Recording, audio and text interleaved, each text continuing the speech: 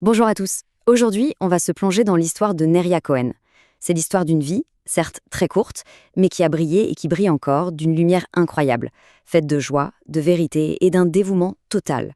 15 ans. C'est l'âge qu'avait Neria Cohen quand sa vie a été brutalement arrêtée.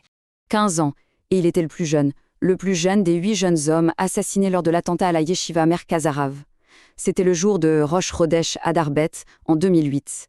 Cette phrase, elle est tirée d'un moment vraiment poignant lors de ses funérailles. Imaginez la scène, son père, le Rav Yitzhak, et son partenaire d'études, son Rav Rota, qui pleurent ensemble.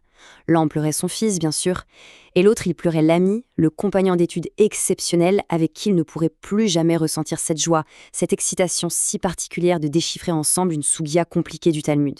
Ça dit tout de la perte. Alors, qui était vraiment Nesseria? Pour le comprendre, il faut regarder au-delà du drame. Il y avait chez lui une sorte de mélange assez incroyable, une synthèse parfaite entre une joie de vivre débordante et un sérieux, une rigueur absolue quand il s'agissait de la vérité. C'est cette dualité qui le rendait si spécial. Et cette dualité, on la voyait très concrètement. D'un côté, il y avait le Neria plein de vie, celui qui était choisi comme Rav Purim dans sa section du Bnei Akiva, vous savez, celui qui met l'ambiance, qui fait rire tout le monde.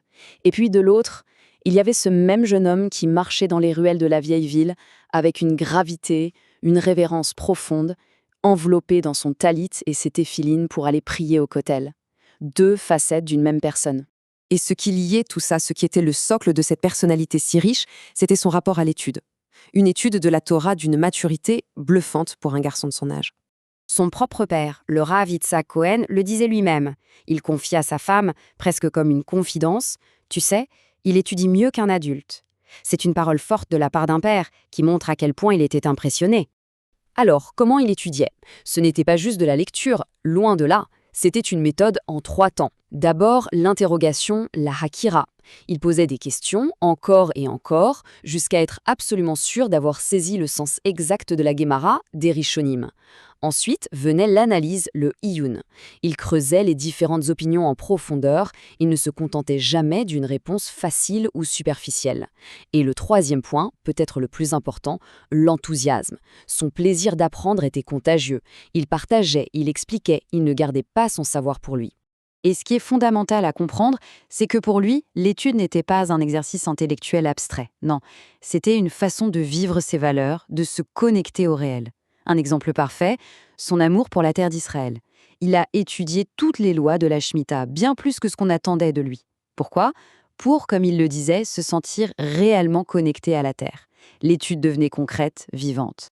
Et cette quête de vérité, cette rigueur, on ne la retrouvait pas seulement dans ses livres, c'était vraiment le moteur de sa personnalité et la source de son leadership tout à fait naturel. Neria, il vivait selon ses convictions, sans faire de compromis. Par exemple, après le désengagement du Gush Katif, il n'a pas hésité à rédiger et à distribuer des notes pour partager son point de vue. Dans un autre registre, il a passé un temps fou à s'entraîner pour prononcer parfaitement les lettres Chet et Aïn, parce que la vérité pour lui, c'était aussi la précision. Et pour les grandes décisions, comme choisir sa yeshiva, il est allé demander conseil au Rav Mordechai Eliaou. Il suivait sa boussole intérieure, toujours. Et tout ça sans jamais se départir d'une grande douceur, d'humilité et d'un respect immense pour ses parents. Le soir de l'attentat, Neria se trouvait à la bibliothèque, plongé dans ses livres. Sa vie s'est terminée exactement comme il l'a vécue, dans un dévouement total à l'étude de la Torah. C'est un symbole incroyablement puissant. Alors, quel est l'héritage qu'il nous laisse?